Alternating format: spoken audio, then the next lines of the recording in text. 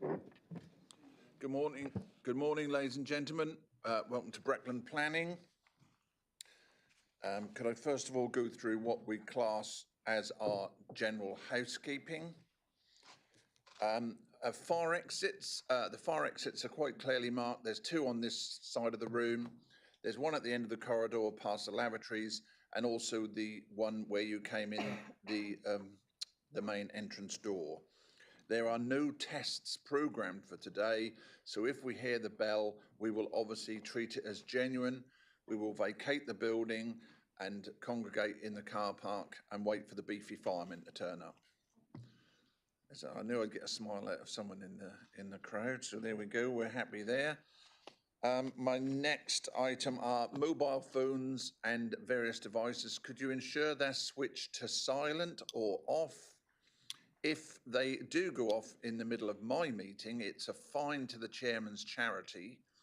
And that's not me as chairman of this planning committee, it's the chairman of the council who is with us in the room, Councillor Keith Gilbert, and his chosen charities. Stand up and yell them from the back of the room. Big C, Northern Suffolk Cancer Charity, and East Anglia Children's Hospice. So I hope you've all got your phones switched on. There we go. So he can make a profit today. Terrific. Thank you very much, Councillor. My next item is procedure. As each item is raised, I have a list of people who have registered to speak, and I will request you to come and sit on the right-hand side. And the officer will give the presentation, and then when we're ready, I will instruct you as to your time to speak. When we've had your time, which is usually 3 minutes, or I've got fed up of hearing you, we will ring the bell. Doesn't mean your room's ready, it means please can you sum up? And that as well is not 15 minutes, that's a sentence, please. And then we can continue. Introductions of my team today. On my left-hand side, I have Mike Horn, who's solicitor to the council. And at the far end, I've got Simon Wood, who's the Director of Planning and Building Control. On the right-hand side is, sorry? Oh, sorry. On my right-hand side, I have Rebecca Collins, who's my right-hand woman. She has got a fancy title, but it's too important to say. At the end, we have Andrew Gating, who's our Historic Buildings Officer. And we're also joined at the back by Lucy Gaffer. Stand up, Lucy, so they can see you. There we go, sit down, thank you. She's had a moment in the spotlight. And at the front, I have Julie Britton from Democratic Services, who takes the minutes and makes sure we all behave ourselves. And at the back room, I've got Chris Fitzgerald, who's our usher and saw you into the building and made sure you were in the right room and not standing in the corridor. Good. So without further ado, we will proceed to today's meeting. Item 1 on the agenda are the minutes, and that's to confirm the minutes of the meeting held on the 19th of November. Do I have your authority to agree those minutes and sign them off? Agreed, thank you. Thank you, Julie. Next item, item 2, is apologies and substitutes. Julie. Thank you, Chairman. I have no substitutes, but I have apologies from Councillor Anscombe, Councillor Sarah Taylor and Councillor Taylor. Okay, thank you very much. Sorry to delve through all this. Item 3 are declaration of interest and representations that you have received. I will take them as each item is raised. Item 4, Chairman's announcements. The important parts are that the panel that was planned for the day obviously has been cancelled. The next panel will be on the 15th of January. And the planning meeting for the 14th of January, which is also Rebecca's birthday, has been cancelled and moved to the 4th of February. Not because it was my birthday. Not because it was her birthday and she wouldn't be in a fit state to do the presentations, but it just clashed. And then on to the other important things. There are 8 sleeps to Santa. 8 sleeps, and I also have to apologise for my slight Edward VII appearance today.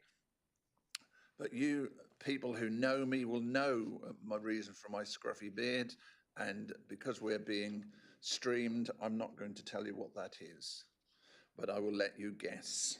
Okay, good, that's that done.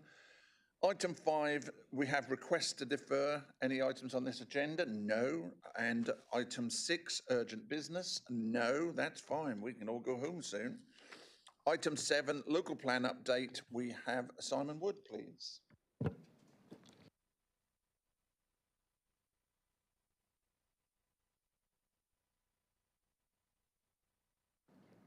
Thank you. This is sort of less of a local plan update and more an update really on the various documents that have been flying out of central government in the last week or so, and how it impacts on us as a local planning authority. So most of you will probably be aware that the revised National Planning Policy Framework was issued on the 12th of December. The most important element of that from our perspective was that it increased our housing number to 903 dwellings per year. So that's our housing requirement. So as from that date, that is what we are required to deliver. That is down from 917, which was set out in the consultation paper. I don't know whether that's a win or not, really. You can make your own mind up. We are still digesting it, and we will be doing a briefing note for members shortly. The main immediate implication, as you're aware, is on the 5-year housing land supply.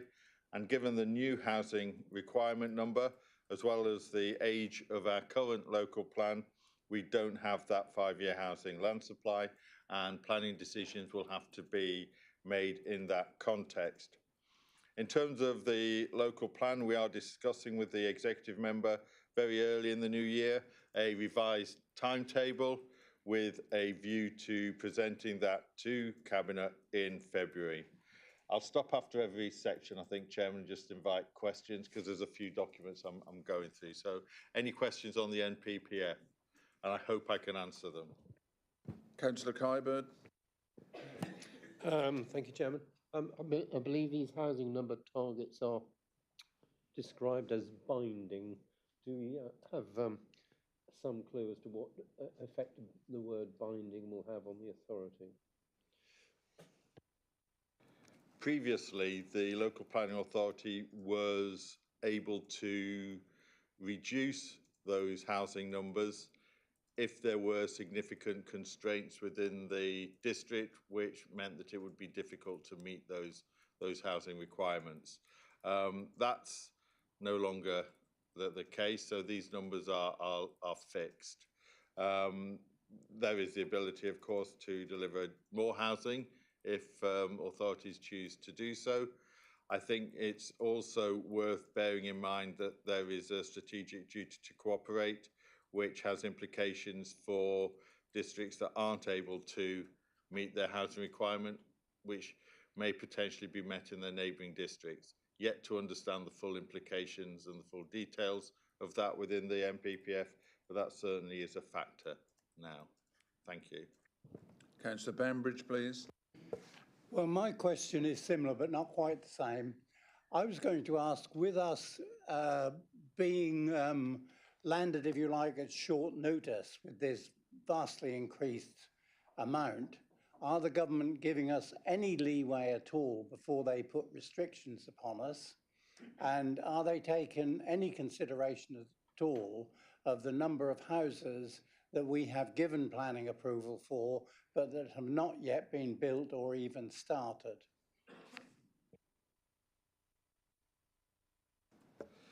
It has been possible in previous years where there has been an oversupply of housing within the district to discount that against the housing requirement going forward. That is no longer relevant. In terms of leading, our issue is that our local plan is now 5 years old, so that lead-in that doesn't happen really. So in answer to your question, it's fairly immediate, Councillor. Okay, thank you. Oh, Councillor Plummer. Thank you, Mr. Chairman, or should I say Sander. Simon, with this, I know you've said about the 5-year thingy, but the way the government is doing this, they'll ignore that because they're going to force us to build these houses. They're now saying they want 40% affordables. So what I'm trying to get at is, in the past, developers have said we can't afford to build them. Does that not come into it anymore, do you think? You know, will they be forced to build the 40%? Or am I getting this wrong? Thank you.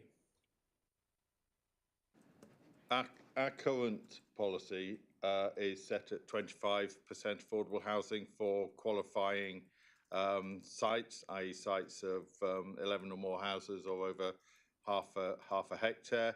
We will need to consider the implications of the NPPF in terms of whether or not that is suitable going forward. In terms of our own local plan production, we will have to do a viability assessment and a housing needs assessment to ascertain the levels of affordable housing required within the district, having regard to the guidance and the requirements set out in the NPPF. So that's still very much a work in progress, Councillor. Thank you. Okay, thank you very much. Are we going to move on now to item 8? We are. No, I've got a few more things to say. Oh, I see. Yeah, Sorry. I just have a number of things. Sorry. Far away. We've had a lot of papers issued by central government over the last week, and I thought it useful to deal with each one separately, Chairman. So there has been a working paper issued in relation to planning committees and a national scheme of delegation for decision making. And the government are currently seeking views on a national scheme of delegation whereby they would set out the delegation process and allow local authorities some flexibility that I'll come on to in a moment. Essentially, they're proposing 3 options. The first is delegation to officers of schemes which comply with the development plan, i.e. the local plan. Those are schemes that are on an allocated site and are in line with policies or in line with the design guide, and the same would apply for reserved matters applications on allocated sites. If the application doesn't comply with the development plan, it would still be down to the local planning authority to determine what process is appropriate in their area for the determination of such applications. The second option is that all applications are delegated to officers unless it's a departure from the development plan and recommended for approval, or the application is submitted by the council, its members or its officers.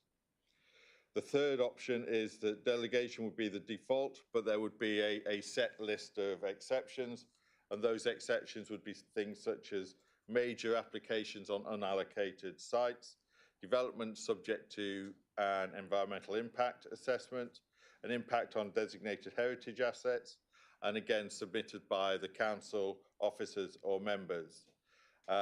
Or they're even proposing looking at an exception that would be dependent on a specified number of local objections as well.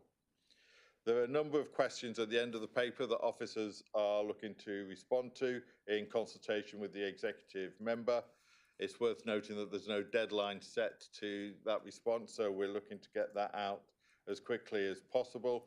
And this, like many of the other documents and issues set out by government, will be part of the upcoming planning and infrastructure bill.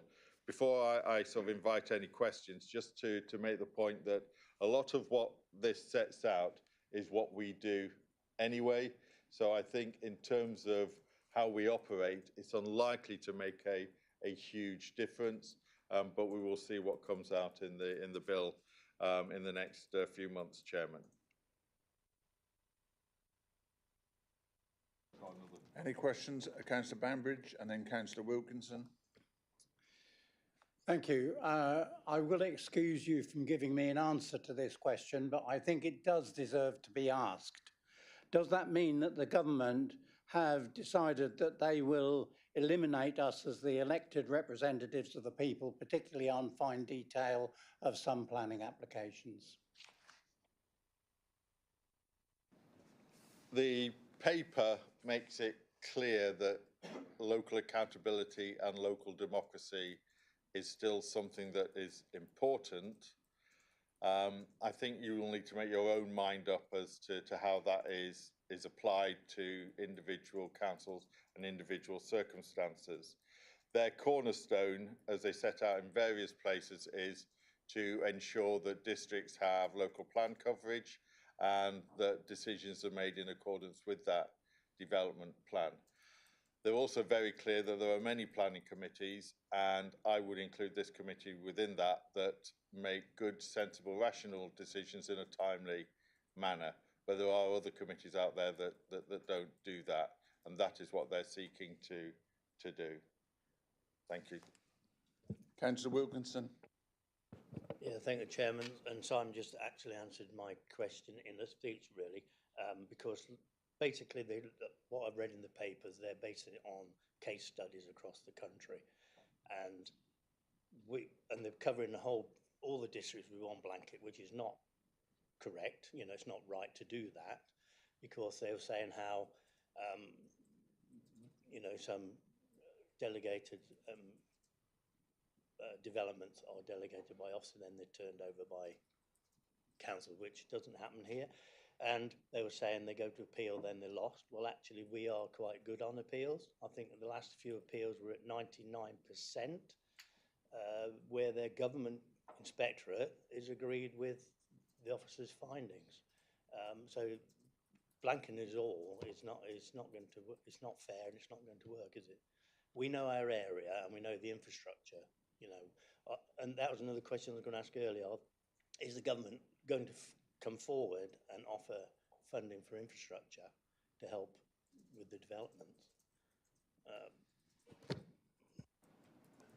In terms of that latter point, I'll address that later, because there's a document that does address that.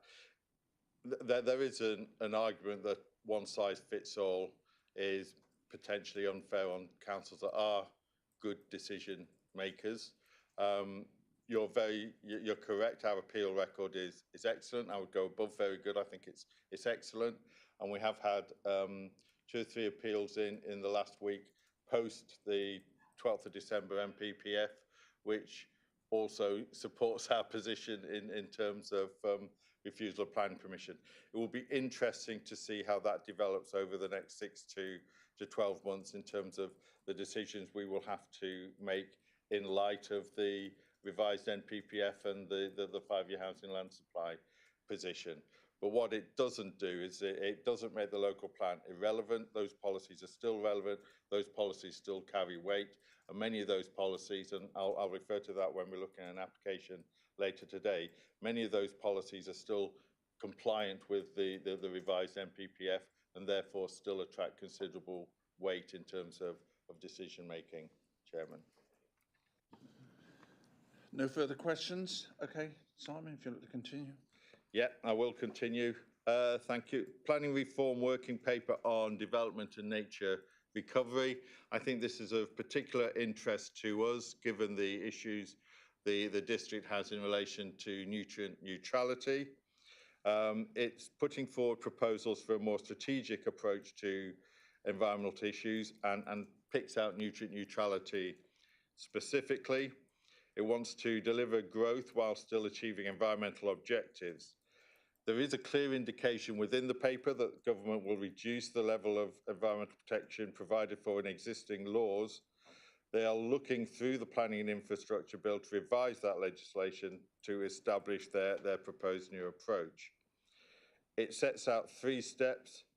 They're moving responsibility for identifying actions to address environmental impacts from multiple project-specific assessments in an area to a single strategic assessment and delivery plan.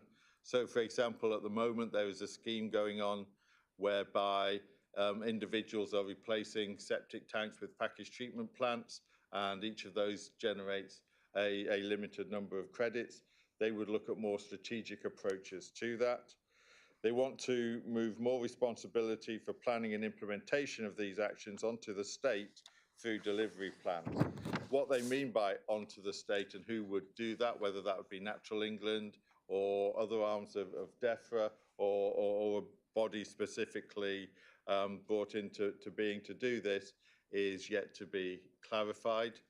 They also want to allow impacts to be dealt with strategically in exchange for a financial payment to fund the strategic actions and allow development to proceed more quickly. So at the moment, if developers cannot occupy a property until the mitigation that they're tied to is actually up and running and that mitigation is in place, they buy credit, so there is a financial payment from developers to allow them to build and to provide that mitigation. What they're looking to do here is say, well, there are strategic schemes. Those will be brought together through a delivery plan. If a delivery plan is in place, that a body is bringing that forward and the developer pays the appropriate amount into the fund to fund that strategic scheme, then they can proceed with their development. They don't have to wait till that occupation limit.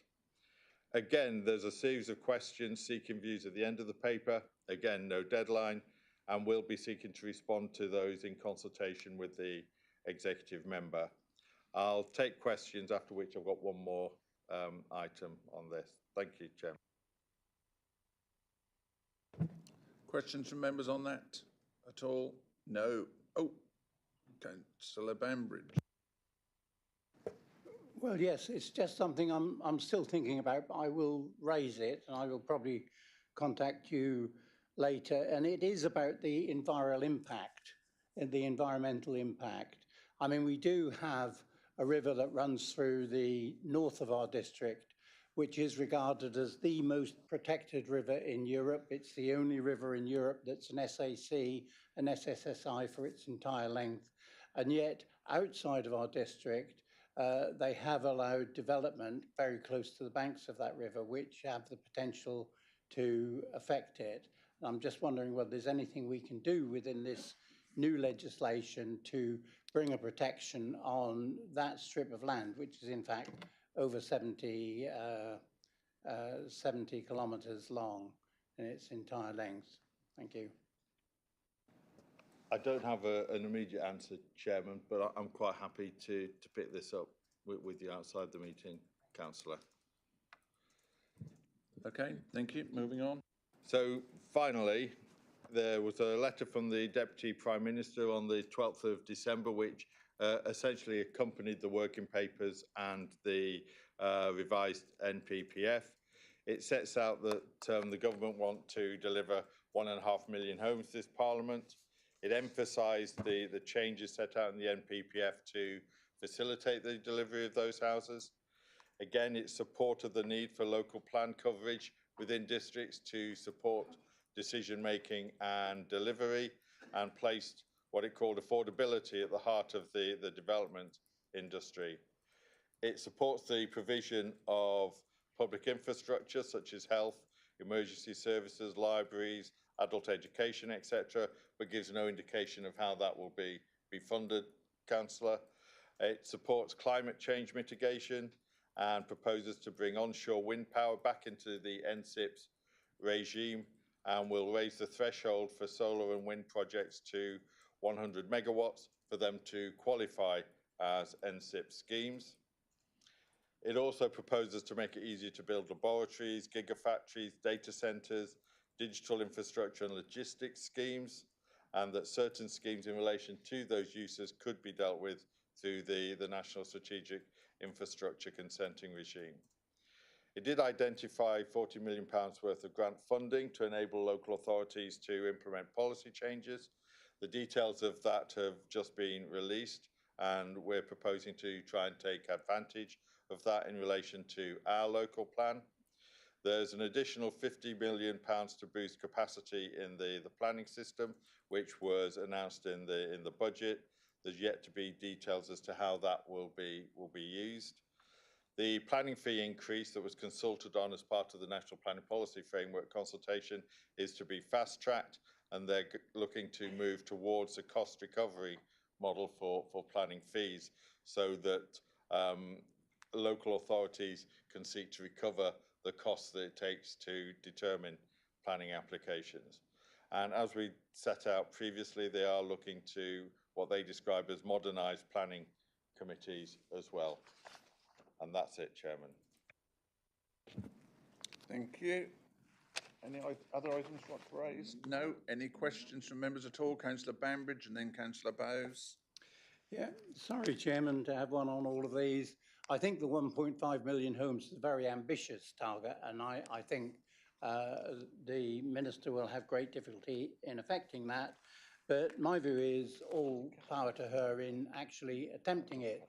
I have, as you will know, in my 20 plus years on this council, supported affordable houses and the use of them. And I think this might be a time for us as a council to seriously attack the thoughts of rural exception sites and add to them urban exception sites, which ought to be part of our policy and could enable us to make the increased number that we have in our targets within this council period.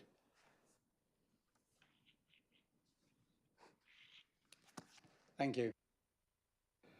Just very quickly, yes, I think 1.5 million houses is ambitious, but I think if you aim for 1.5 million and deliver 1 million, it's probably a good thing. And I think most of us would support that position. I think the issue for us as a district and many other districts, our average over sort of the last 10 years has been sort of the mid 600s in terms of delivery. So that shows the challenge that we have. In terms of affordable housing, we have the housing strategy in place now, which seeks to deliver affordable and social need housing. The local plan that we got to Regulation 18 also sought to support affordable housing, particularly in rural locations as well. And that's something that we will continue to want to try and carry forward through the local plan review going forward, Chairman. Thank you. I like the analogy, but I'm just thinking, I think to myself, it's like trying to pole vault over a 15-foot gap of a river and or aiming for 15 feet and just managing 10. Councillor Bowes, please. Thank you. Given the ambitious nature of the proposals, is there any sign of any extra weight or significance being given to the National Design Code? Yeah, the good design goes throughout the NPPF, and it's quite clear that when considering applications in the context of a 5-year housing land supply deficit, design is one of the key issues that has paramount importance within that. Thank you. Any further questions? Oh, Councillor Plummer. Thank you, Mr. Chairman. It's not really a question, it's a comment. Government don't build houses, we don't build houses, developers build houses. And unless the economics of the country are right, developers are not going to build houses unless interest rates are right and that people can afford to buy them. And that's just a comment. Thank you. Okay, moving swiftly on. Our next item, item 8 on the agenda is Historic England Heritage at Risk Report for Breckland 2024, and I've got Rebecca and also Andrew to take this item. Thank you. Thank you, Chairman. So members will note the report, and it asks you to note the contents whilst officers continue to support the removal of entries on the risk register.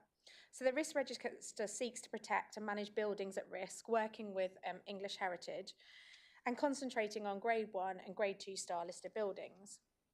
With regards to heritage at risk, the register helps us understand the condition of the sites that are affected and can be used to help to secure funding to address any issues with regards to those on the list. So with regards to the list, there are 22 buildings at risk in Breckland. However, some of the buildings at risk are not covered by the local planning authority, leaving Breckland responsible for only 6 buildings and 2 conservation areas, Dereham and Thetford. A table is appended to the report outlining the buildings, how they're at risk and any actions for those buildings on the register. With regards to Dereham, a review of the conservation area and preparation of a conservation area appraisal and management plan has started. It's scheduled for completion in 2025, and following completion, Breckland will recommend to English Heritage that it is removed from the register. With regard to Thetford Conservation Area, the conservation area appraisal is complete and it's pending formal approval. Once completed, it will also be recommended that it's removed from the register.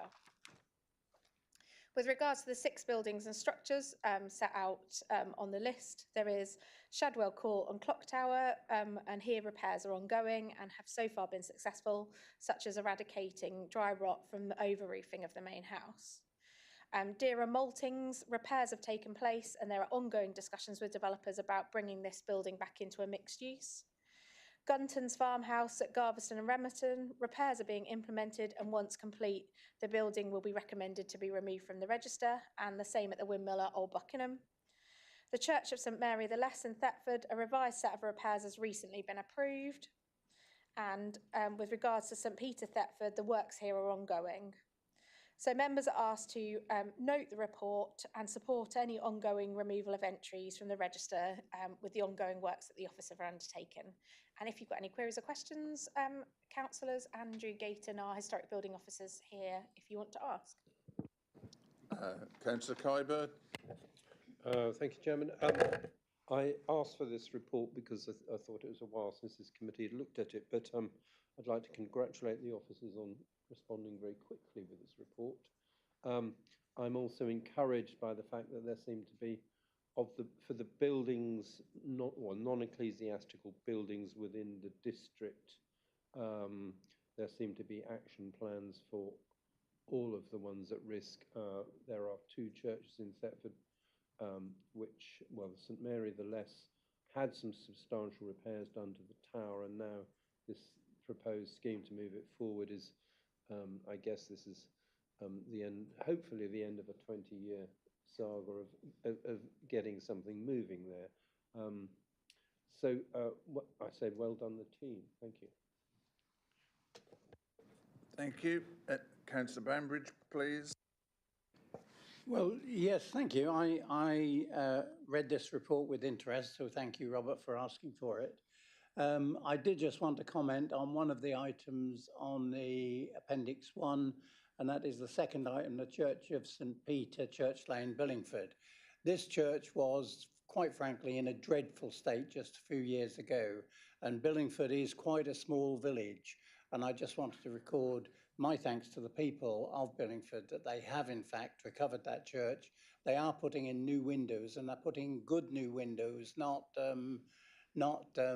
lash-up type windows. They really have done well with it. And I think it's amazing how such a small village can in fact achieve so much in a very short period of time. So well done, Billingford. There are other churches in my ward, at least 2 others, which also are down there, but Billingford especially, I think, have done well. Thank you, Councillor. When you said good windows, I thought you were going to tell us that was UPVC, because we would have Mr. Gayton here would be fainting. We'd have to go to smelling salts, but no, good. Any further questions on this item? No, thank you. So we have got item 9, Breckland Infrastructure Funding Statement. Over to you again, Simon, please. Thank you, Chairman. Just very briefly, the Infrastructure Funding Statement is an annual report which provides a summary of all the financial and non-financial developer contributions relating to Section 106 agreements entered into by the Council for infrastructure within the district. It is a statutory requirement to produce this, and we do it regularly every December. We produce it for members to note, and it will then be made public on the Council's website. It covers the period from the 1st of April 2023 to the 31st of March 2024. Just to draw your attention to a few elements within it, the amount of money held by the Council as of March this year is just under 3 million, about 140,000 up from last year. We completed 146 affordable units. We allocated 1.5 million for various schemes such as enhancement of recreational facilities within various towns and parishes in the district, works within Waylands Wood carried out by Norfolk Wildlife Trust, the Attleborough 3G pitch will benefit from these monies, and also affordable housing schemes carried out by the council, including the purchase of properties for temporary accommodation. We also transferred just over 900,000 to bodies such as the National Health Service, parish and town councils, and the county council chairman. And members are asked to note the report. Thank you. Thank you. There's no, oh, there is. Councillor Kybird and Councillor Bambridge, you've got your own show today. The value of the Section 106 agreements on Kingsfleet development is substantial, but my understanding is a large majority of that is developer delivered rather than funding coming into the council and going out again. There is a current campaign by Thetford Hockey Club to seek, because of the change at the sports centre with the multi-use games area being only suitable for football. Is there anything within the funding regime that would support funding for a hockey pitch? I'm not aware off the top of my head that there's anything in the funding pot, so to speak.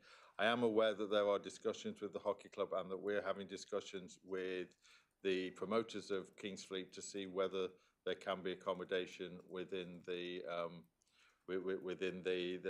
urban extension. So it is something we're very aware of, and we're looking to try and support the hockey club going forward. Thank you. Councillor Bambridge, please. Yeah, well, I don't know whether I should declare an interest in this because my family were well-known poachers of Wayland Wood area for over 300 years, up until the 1950s at least. But I do just pick up this thing. You give us a report on Section 106. Have we any, my question is, do we have any intention to change to a sill in the near future?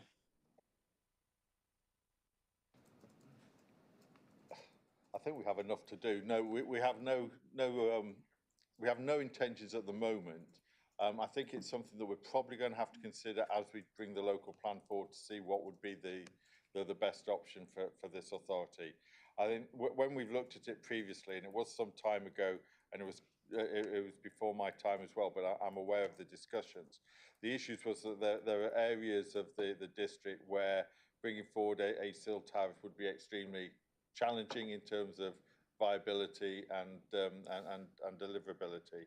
So the quick answer is no, there are no plans, but we will be keeping it under review. Okay, thank you. We may be investigating prosecution through lineage, but we'll get back to you on that one. Okay, thank you. We're moving on to item 10, deferred applications. We have none that we are going to incorporate today. So it's on to item 11, which is a schedule of planning applications. And our first one on our list today is at Watton, 3PL 2023-1106. That's a full application. And speakers for this one, I've got Phil Kibler, who's the applicant, Councillor Keith Gilbert, who's a ward rep, and also Councillor Tina Cadell, who's also a ward rep. If you'd like to come and sit on the right-hand side, please. So you're ready for the off.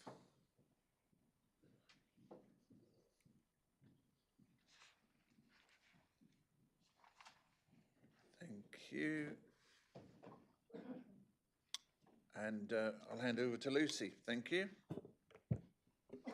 Thank you, Chairman. Good morning, members. This application is the Watton Sports Centre, which seeks planning permission for the installation of a new steel reinforced concrete skate park to the north of the Watton Sports Centre site. And this application is being heard at Planning Committee due to Breckland Council's interest in the proposals. And this application is recommended for approval subject to conditions. This is the location plan of the site. So Watton Sports Centre off of Dereham Road. This is the site in the relation to the settlement boundary. So it's noted that it's outside of the defined Watton settlement boundary. However, it's regarded that it's situated in a prominent location within Wharton with key access to residential areas which it's intended to serve, as well as the wider Breckland area.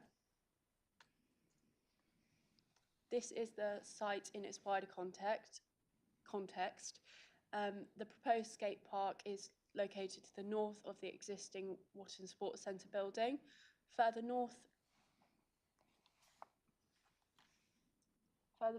is a field and open grassland recreation space.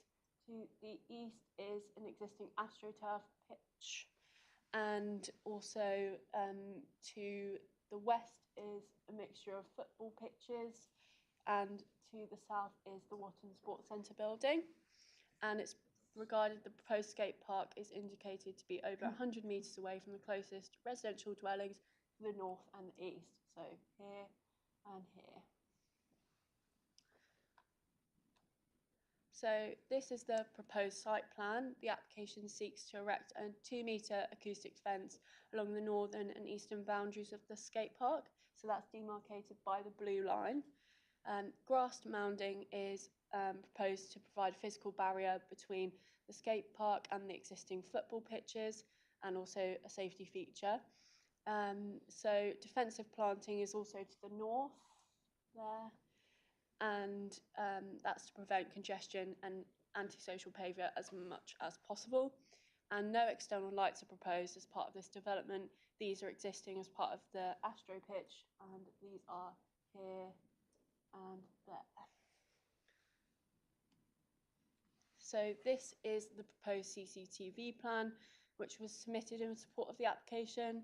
The yellow line is the existing CCTV camera as part of the facility, which I'll show later on in my site photos.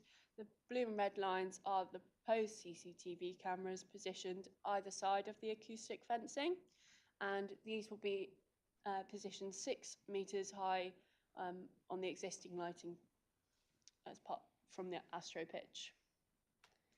This is the proposed visualisation.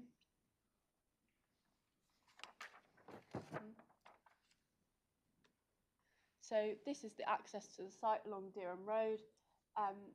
140 metres this way is a bus stop from the entrance to the site. This is the proposed sports centre. This is the sports centre building, which also shows part of the parking as well. This is where the proposed skate park is proposed to go, and then panning around, this is the existing football pitches, and there's a CCTV camera that I mentioned earlier. And then also the other side is the existing Astro pitch. So in terms of the principle of development, policies COMO 4 and MVO 4 of the Breckland Local Plan have been utilised, as well as paragraphs 88 and 103 of the MPPF. So the proposal would result in growth, creation, enhancement and expansion of community facilities in this area through the provision of which is appropriate scale and location in accordance with Geno 1 and COMO 4. It's not considered to result in the loss of open space and would result in a greater benefit for this facility in an area which is already used for leisure. It is also considered that it is in an accessible area with local services and community facilities. So that would accord with 103, paragraph 103 of the MPPF, and there's which states as there's any loss of open space is outweighed by improved sport provision in terms of a range of facilities in the suitable and accessible location. Sport England were consulted on the proposal and stated no objection subject to a planning condition. So that is because the proposal is considered to accord with exception 5 of the playing fields policy and 103 of the MPPF. Full details of the Sport England comment and the condition recommended are in the committee report. So therefore the principle of development is acceptable. So in terms of design and appearance, the proposed skate park is indicated to measure 27.2 metres by 16.8 metres at its longest and widest points. And as I've already mentioned, the proposal also seeks permission to erect a 2-metre above ground acoustic fence consisting of timber boards along the northern eastern boundaries of the skate park. The proposed acoustic fence will be over 20 metres away from the closest neighbouring dwellings tree-line boundary to the north and over 100 metres to the residential dwelling. So defensive planting is to be sited to the north of the acoustic fencing, and a new pedestrian access is also to be installed. And that will lead to the existing car park area. The design of the proposal is consistent with the use proposed and the wider and leisure and recreational use in the Watton Sports Centre site, so not to unduly harm the character of the area. This obviously excludes the 2-metre high acoustic fence at the northern eastern sides of the skate park. However, taking into consideration the existing fencing adjacent to the application site for the AstroTurf, proposed landscaping and the amenity benefits from this to the nearby neighbours, this is considered to be acceptable. In terms of the impact of amenity, the submission incorporates a site management plan and a noise impact assessment in relation to the neighbouring residents. The proposed opening hours are to be 9 AM till 9 PM during the summertime, 7 days a week, and then 9 AM until 7 PM in the wintertime. This, in terms of noise impacts to the properties to the north and southeast, both over 100 metres away from the proposed skate park facility, and the property Lock Barnes garden tree line boundary is over 20 metres away. Environmental health were initially consulted and raised objection relating to the potential noise impacts and also insufficient information with the noise assessment and how the proposed skate park is intended to be managed and operated. So during the course of the application process, a noise impact assessment and further supplementary information regarding the site's management have been provided, and then environmental health were reconsulted and stated no objection subject to conditions relating to noise, acoustic fencing, technical details, the site management plan, no external lighting, which have been applied to the decision notice. The proposed 2-metre high acoustic fence would stand over 20 metres from the boundary with the neighbouring property to the north. This is existing vegetation to approximately that height or higher on the boundary of the neighbouring property with the application site, and it's also located within an existing open space to be used by the public for sports and recreation, and adjacent an established hockey pitch.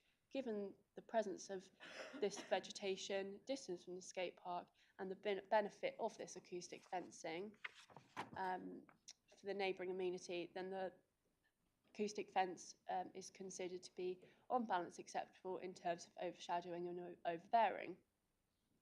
So in terms of highways, there is to be no alterations to the existing provisions, which consists of the car park with 95 capacity for 95 vehicles and an overflow car parking area for an additional 50 spaces. This in addition to the public transport, so Lime Tree Walk bus stop, which is 140 metres from the entrance of the site. It's considered to be accessible and will aid in the modal shift. And the Highways Authority were also consulted and raised no objection. In terms of flooding, the proposed location of the skate park is in very low surface water flood risk, and it's considered the flood risk is within acceptable parameters, and the introduction of the skate park would not be significantly detrimental in this regard. During the course of the application process, Councillor Tina Cadell initially stated that she was fully supportive of the acoustic fence. However, had cause for concern with the acoustic fencing. On the 10th of December, we received further comments that said, I'm fully in support of the new application and wish to see the skate park built as quickly as possible. I can see that the fence has been altered to please everyone. And so these comments are noted. So the development is considered acceptable and accords with the relevant development plan policies, as well as taking into consideration relevant material planning considerations, including the Breckland local plan and the MPPF. On this basis, the application is recommended for approval, subject to conditions. And then also reflecting on the 2024 MPPF, this does not alter the recommendation for approval, and the proposal accords with this revised version. Thank you. Thank you, Lucy. Rebecca, you just wish to come in? Yeah, just to clarify, Lucy mentioned paragraph 103 of the MPPF there. It's actually now paragraph 104 of the MPPF, but the wording is substantially the same in that it seeks to protect community facilities. So it is now 104 of the MPPF that we've considered it against, and we have reflected on that in our decision-making process. Thank you. Lovely. You say tomato, I say tomato. Okay, now I've got a list here, which I've got Mr. Kibler as the applicant, followed by Councillor Gilbert, followed by Councillor Cadell. Would you like to stay in that order, or would any of you like to go first? No? You, unfortunately, sir, are in the hot seat. Right, yes, you need to, and bring it a bit towards you, then you don't have to yell. You need to press a button and that should come on. We'll soon tell you because we see a little red light. You're on. You're on. You have 3 minutes, sir. Good morning. My name's Phil Kibler. I'm chairman of Watton Sports Association. It's a registered charity. Yep. The single opposition to the skate park, who was worried about noise, I think failed to mention that we continuously had football and other ball games played there since 1947. The people of Watton have been asking for this skate park, believe it or not, for 40 years. Even I was only 33 when they first started asking for it. The town council supported it then. I believe Breckland Council also supported it. It's taken a long time to find a suitable location. Our sports centre is a perfect location for it. It's safe, it's away from any housing, there's plenty of parking, there's toilets available for visitors. It's a really perfect location for this and to fulfil the dreams of the young people of Watton, who now not so young when they first asked. So we would say to you that we think we've met all of the requirements for noise, for safety, for just about everything anyone could ask. We know that the town council supports this. We know that Breckland support it because they're funding it. So we would ask that the planning committee give us permission to build this centre. The people of Watton will be really, really pleased. Thank you. Councillor Gilbert, thank you. Thank you, Chairman. I'm here to ask you to fully support this. I've been involved with this for about 20 years, and it was about 20 years ago when people didn't want it on their patch that myself and the then mayor were held hostage on the site and had to call the police to be able to get home. Everybody in Watton seems to have wanted a skate park somewhere else, not near them, but the other end of town. The sports centre is the ideal place for this. It's been fought for many years. And there are people who, as young children, not young children, as young adults still at school, campaigned for a skate park, who will be bringing their children to use it.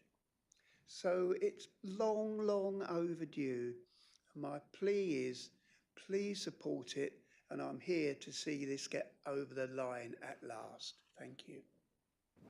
Thank you. Councillor Cadell, please, 3 minutes. Thank you, Chairman. I'm going to start off by reading something to you. Dear Sir, I am sure you will be aware that the BMX sport has become very popular in Norfolk, and many towns have provided a small piece of land. Many town councils have provided a small piece of land for this purpose. For the past 5 weeks, my friends and I have been building a track on spare ground at Wick Farm. consisting of a starting gate, hoops, speed jumps and a tabletop. This has kept roughly 20 children off the roads, now that we may ride BMXs as they should be.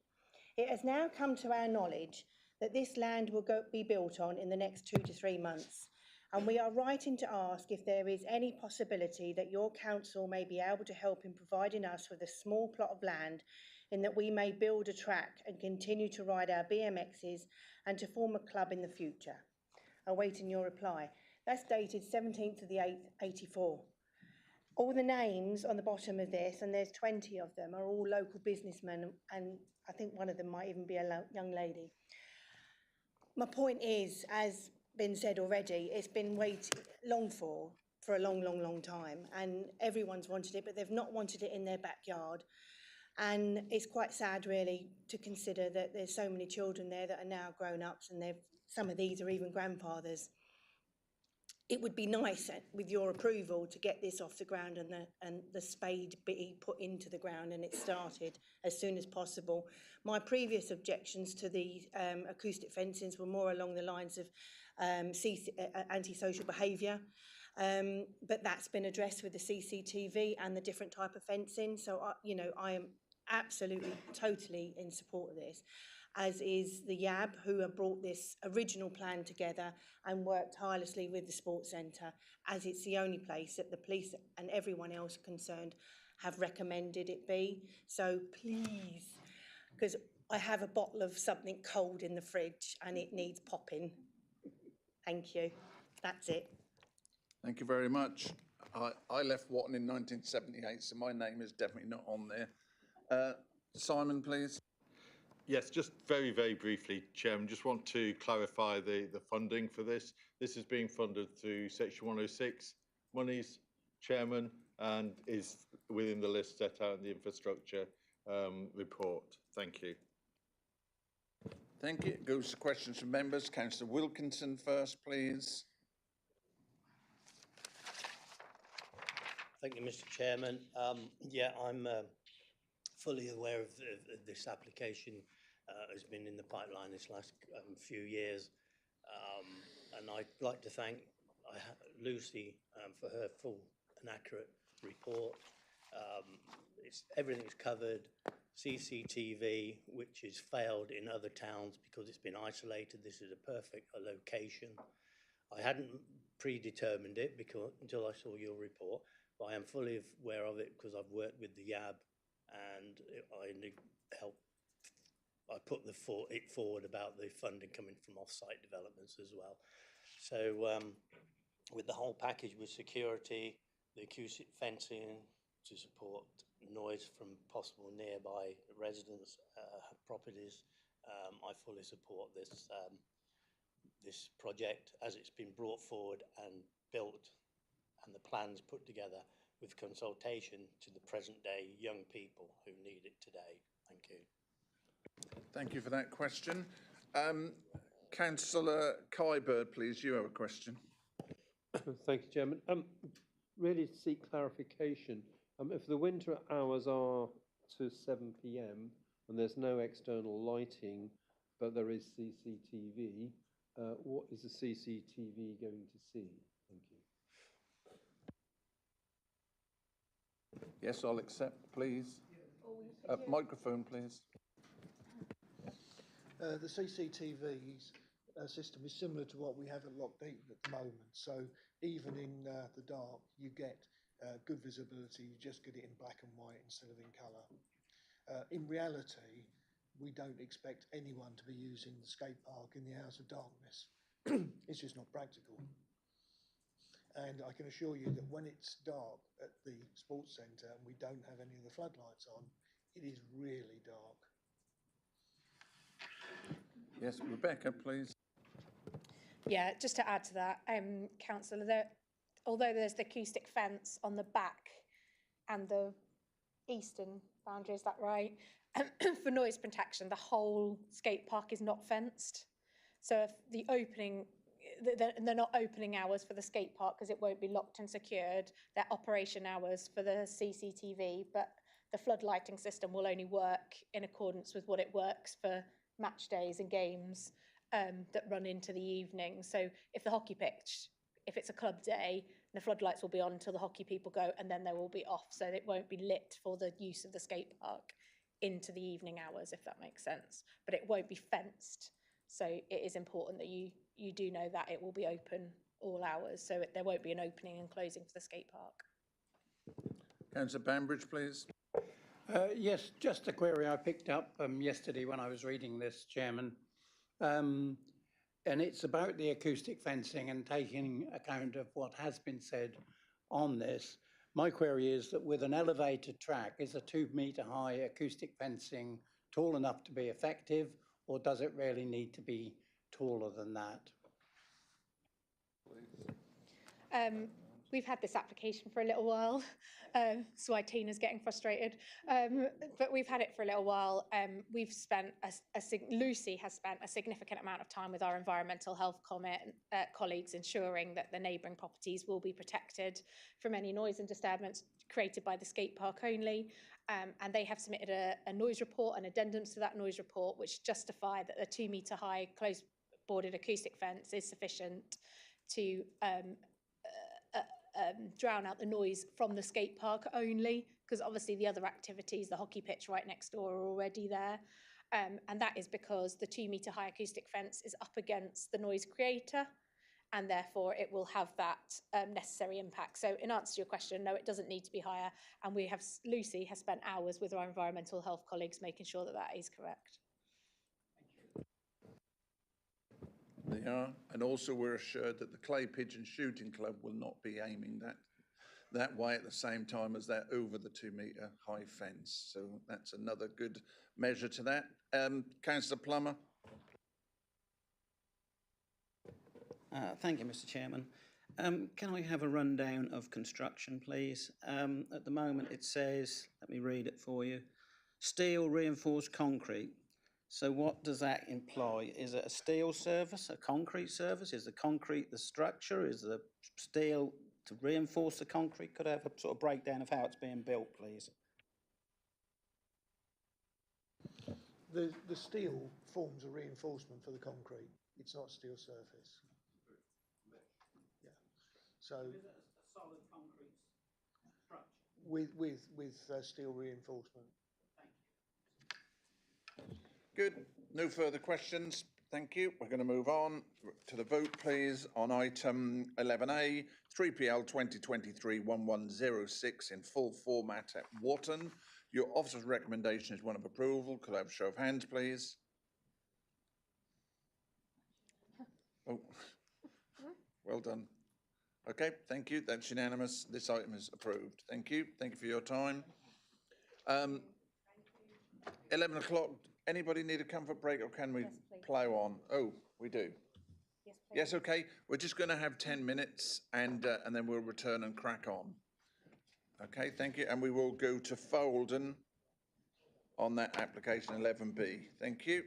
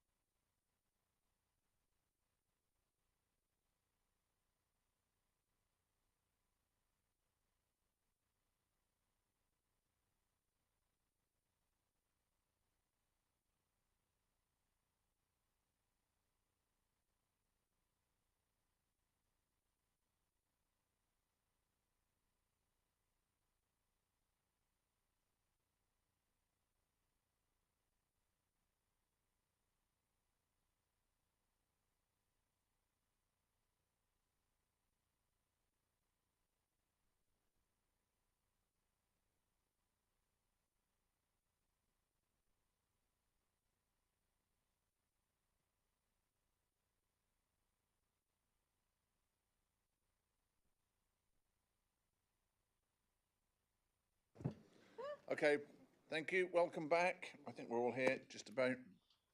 So we're now moving on to item 11B at Felden. I've got Mr. David Wells, please. He's not here? I'm reading. Oh, written statement. Yes, he's written statement. Okay, Simon, over to you, please. Yeah, that. You on the screen?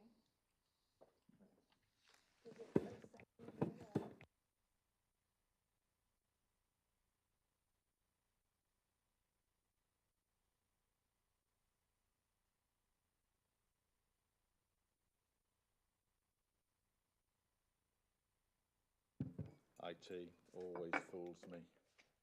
So, thank you, Chairman. So, this application seeks to change the use and extend a disused public house to create 3 dwellings and erect a cart lodge and associated works in relation to the access, etc. It's been brought to Planning Committee because of local interest. The building is an asset of community value and also the policy considerations. So the site is a closed public house located on the edge of Felden Village. The pub was listed as an asset of community value in July 2020 and closed round about the end of 2019, beginning of 2020.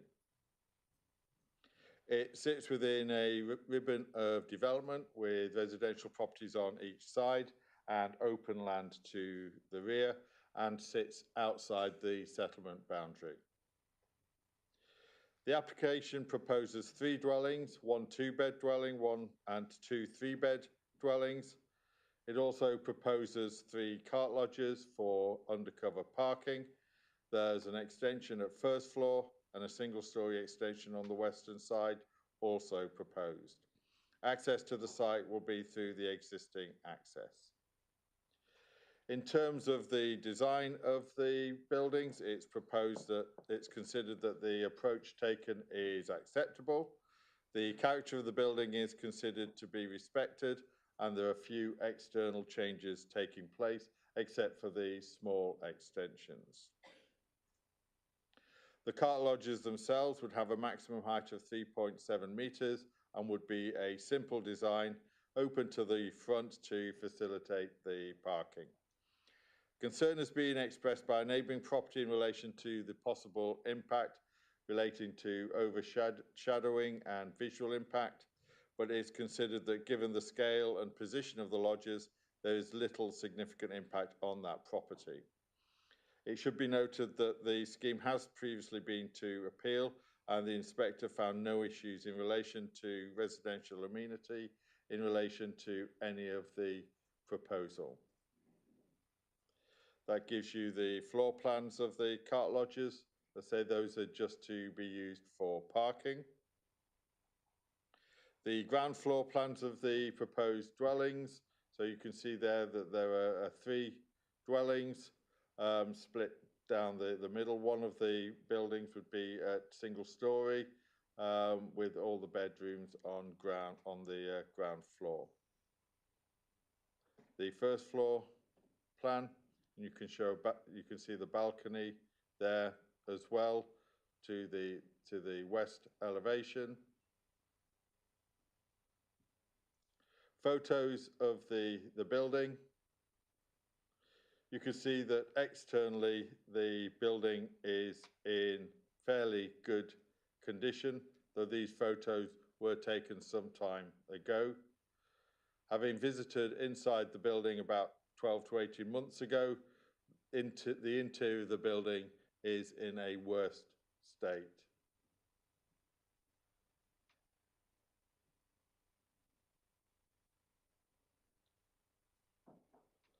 So the main issues in relation to this is compliance with policy COM04, and the scheme was at appeal in 2021, where an inspector agreed with the council that the proposal was in breach of COM04. This policy seeks to ensure that community assets are protected, and the inspector found that the marketing scheme put forward at the time to seek compliance with that policy was not substantial enough. The inspector did not find any other issues with the scheme. It's considered now that for the reasons set out in the report that the marketing exercise that was carried out has not justified the price. The price the property was offered at did not reflect the level of investment that would be required to bring the property into a state where it could operate as a public house. You'll note in the report that the applicant's own agents have indicated that there would be a cost of around £100,000 to invest in the building to bring it up to a respectable standard to allow a use to take place in there, and that the property was being offered for sale at £250,000. Members will also be aware that the council can no longer demonstrate a 5-year housing land supply, and therefore significant weight is given to the provision of these 3 additional dwellings. Paragraph 98 of the NPPF supports the retention of community facilities, including public houses, and therefore it's considered that policy COM04 is still up to date and compliant with policies within the NPPF. It's considered that the benefit of providing 3 additional houses is outweighed by the harm to that policy and the loss of the community facility, and the recommendation of refusal, as set out in the report and the supplementary report, is still proposed. And I'll just read out the letter from the applicant, Chairman, so that the applicant is unwell and not able to attend and has sent a short statement. We are confident that all relevant facts in support of our application, together with technical drawings, artists' impressions and expert third-party supportive representations have been well documented, and that our application is fully compliant with all requirements, including local development plans, as of August the 1st, 2024. Work is planned to commence on our tasteful gated mews development early in the new year, which will create 3 new character dwelling houses, with the main element being our forever home. Going forward, we have no plans to use our property or the site for any other purpose. Thank you, Chairman. Thank you. It's open to questions from members. No, that's fine. Councillor Bambridge, please. A small concern here. Do we know what, if any, efforts have been made by the community to establish a community hub in any way, anywhere else other than in this building? I mean, I noticed it was lost before COVID, and it was decided during COVID that we were right to oppose it. So those 2 things I think are significant. But I just wondered what the actual community think about it. They're not here to represent themselves, and nor is their elected members. So I was just wondering whether officers could give us any indication of that. I think it is relevant to our considerations.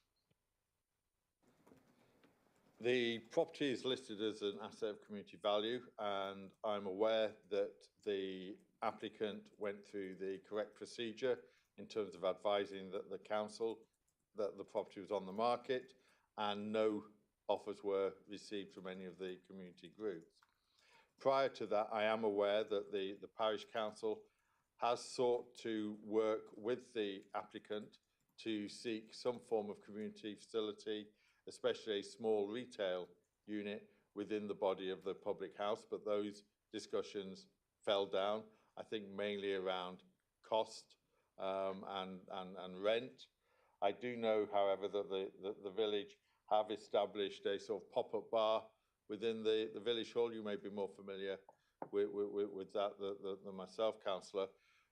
But I am aware that there have been efforts, and those efforts have not come to fruition, I think primarily around cost.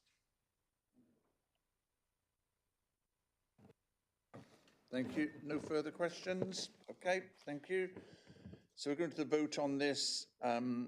11B at Felden, 3PL 2023-1059 in full format. Your officer's recommendation on this item is one of refusal. Can I have a show of hands for refusal, please? 5, and those against?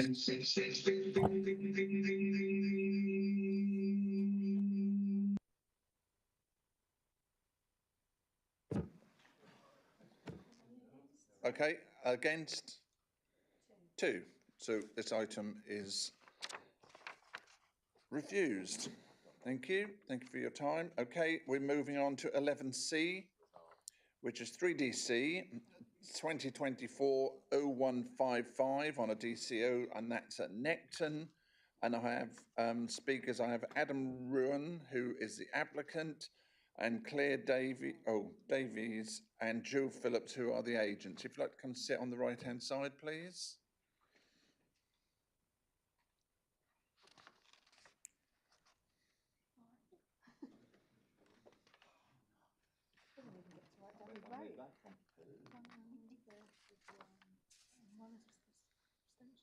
Hmm? 5 and 2.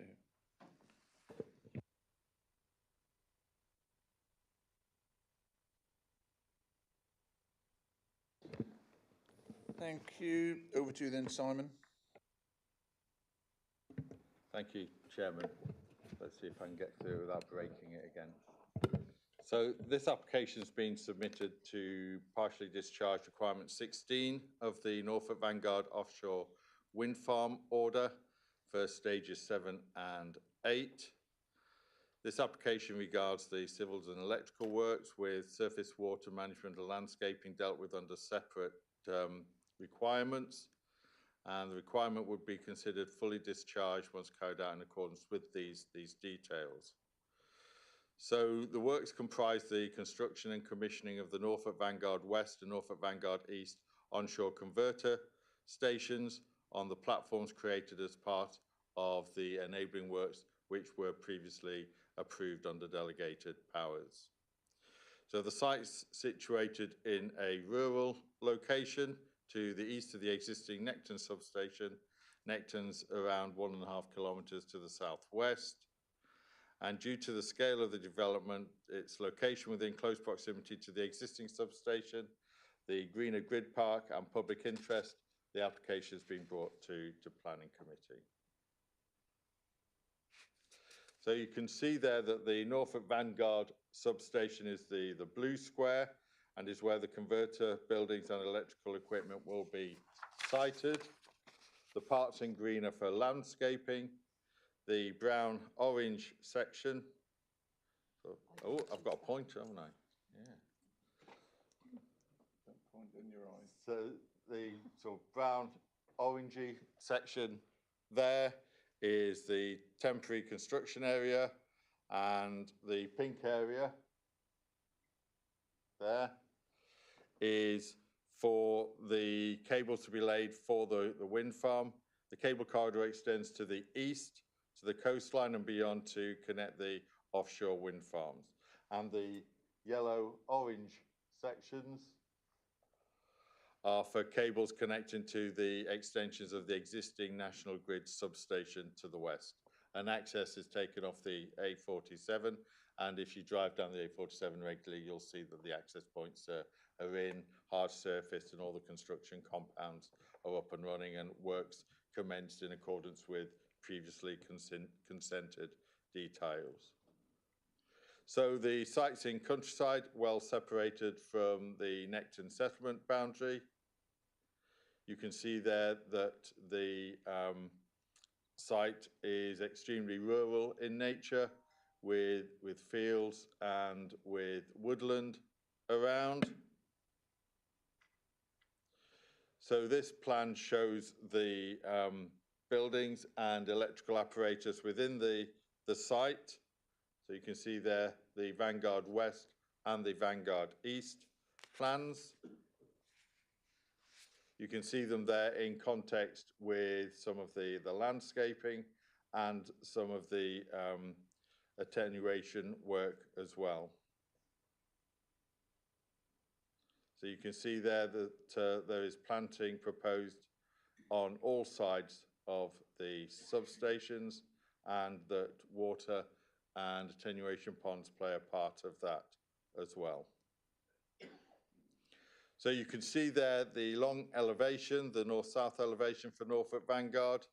The concept is inspired by landscape painters, and the blue tones at the top of the building represent the sky, and the lower greens graduate down towards earth at the bottom.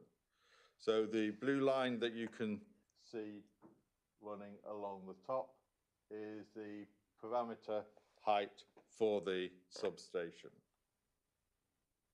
That gives you an idea of how the converter building will relate to the other infrastructure that will be constructed around it. And you can see there how the apparatus within the buildings will sit. So a series of GCIs, CGIs, so you can see there the building in the distance from various viewpoints. That's the buildings with mitigation planting, the main construction access,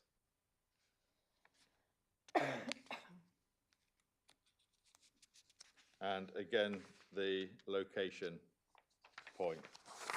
So just to sum up, in terms of representations, there's no representations from the public. Home Hale Parish Council has submitted comments requesting that opportunities for collaboration with other landowners are explored in order to provide additional off-site planting, to provide further visual mitigation of the developments from the south and southwest. The reasons why this is not possible are fully addressed within the committee report. The examination utilised what's known as the Rochdale envelope. So it's been assessed that all required mitigation can be provided within the order limits. The council has no ability to require additional land for mitigation outside of the order limits. I would also say that we're satisfied with the level of landscaping that's being provided. Just to clarify, the merits of the wind farms have previously been assessed as part of the examination process, so are not up for discussion and determination here.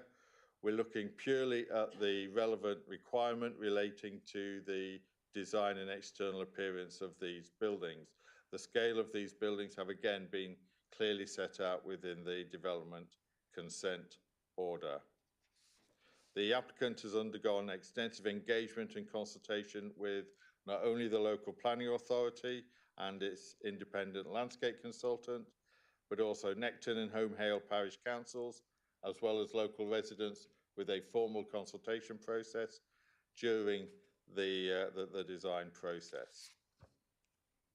The committee report goes through the requirement in detail, assessing the proposals to comply with each of the identified parameters in terms of dimensions, heights, location, etc.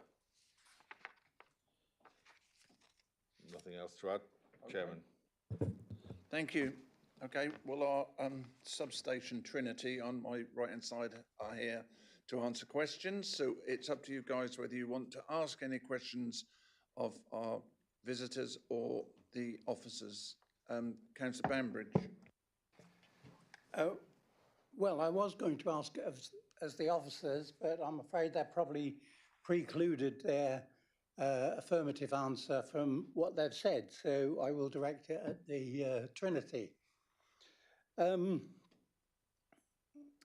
Norfolk gets very little advantage from major installations such as Necton. I mean, we saw the similar thing with Breckland a few years ago with another major power source out of the North Sea.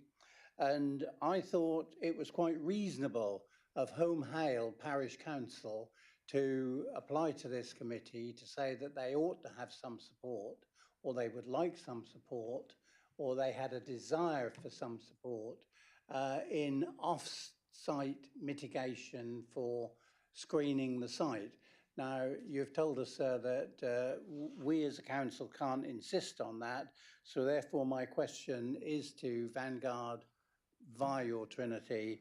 And my request is that Vanguard would in fact supply some support to Home Hale and indeed possibly other parish councils around the site with some sort of mitigation, whether you could lay aside an amount for some sort of mitigation in that area. It would leave me much more sympathetic to the application. Okay, that's fine.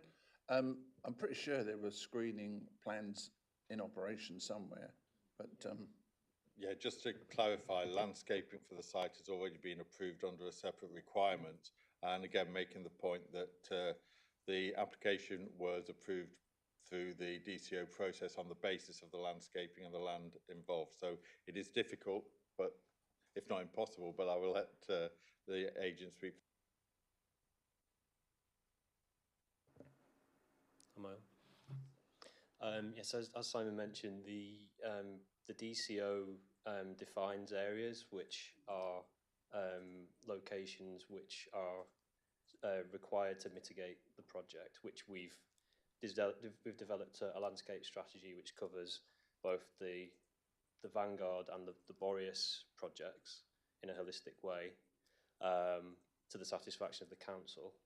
I think maybe what you're suggesting is that perhaps in some local communities, they may want to have some form of benefit from the projects. And the project does have a community fund, which I appreciate isn't mitigation, but enhancement within those villages.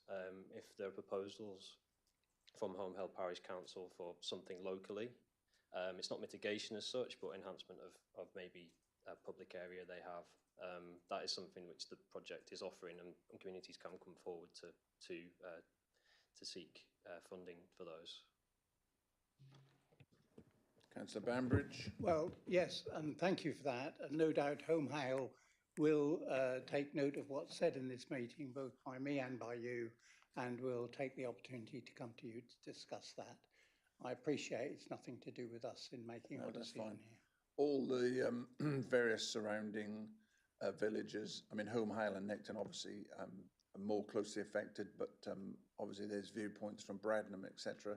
They've all been made aware, and an earlier application, as you're probably aware, a few years back with Warwick, there were such things locally. I think one of the first defibrillators for our area anyway, and I think a new church bell and a couple other bits and pieces. So everyone had a jolly time with all those goodies, and they're prepared to discuss it with various parish councils. Any further questions for my friends here? No, that's fine. Okay, this item 11C, 3DC 2024-0155 on the DCO. Your officer's recommendation for this at Necton is one of approval. Can I have a show of hands, please? And that's unanimous. Okay, that's fine. That's passed. Thank you very much for your time. Sorry you had to wait. We should have jiggled that about a bit different. Okay, moving on to the rest of our agenda. We have item 12, which is applications determined by the Deputy Chief Executive, page 96 to 100. Those are there for your information. And also for your information, item 13, the appeals summary on page 101, again for your information. With that, I would like to close the meeting. You'd have to do better than whispering to me. I'm an old gentleman. I know I was going to do that after the bell, otherwise the public will hear that there's mince pies afterwards and they'll all come into the offices.